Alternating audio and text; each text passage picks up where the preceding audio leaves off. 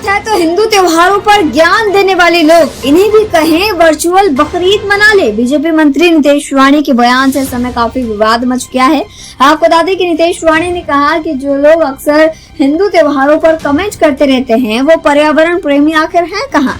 उन्होंने कहा कि जब दिवाली आती है तो पटाखा फोड़ने से रोका जाता है, होली आती है तो रंग लगाने से रोका जाता है। कहा जाता है कि आप ड्राई होली खेलें। वही बकरीद जब आता है तो यही पर्यावरण प्रेमी अचानक से गायब हो जाते हैं। उन्हें क्यों नहीं कहा जाता कि वे भी वर्चुअल तरीके से बकरीद मना ले, कंप्यूटर से फोटो निकाले और फोटो को काट ले, हो गया बकरीद।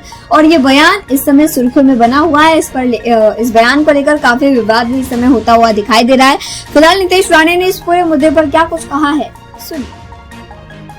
हेच विषय आपण सगळ्या जणांनी समजलं पाहिजे। आपली होळी आली, आपली दिवाळी आली तर लगेच आपल्यातले काही काटे सल्ले द्यायला पुढे येतात। तसं पण वीर सावरकरांनी सांगितलंय ना, हिंदूंना मुसलमानांची धोका नाही, हिंदूंना हिंदूंचीच धोका आहे। बरोबर ना? आपलेच नालायक असतात, आपलेच नालायक असतात। मोठे आमचे होळी आले, होळीचा सण आला, दिवाळी आलं तर पर्यावरणपूरक होळी मनवा, ड्राय होळी मनवा, फटाके वाजवू नका। मग आता जी बकरी येते आहे ना, त्यांना सांगा जरा व्हर्च्युअल बकरी करा, कापू नका बकरी। हा हिम्मत तुमच्यामध्ये? कशाला प्राण्यांना त्रास देतात? कापा कम्प्युटरवर अशी चांगली बकरी दाखवा, हम बकरी काट रहे हैं असं दाखवा। ती सल्ले त्यांना काय देत नाहीत?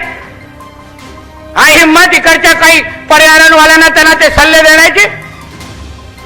सल्ले देऊन तरी बघा, वस्त्रे बघा कुठे कुठे फिरतात। हा धाक आणि हा दरारा हिंदू समाजाचा असला पाहिजे, ही भूमिका आपली असली पाहिजे। त्या लोकांकडे वाकड्या नजरेची बघण्याची हिम्मत हिंदू राष्ट्रामध्ये कोणाची होत नाही।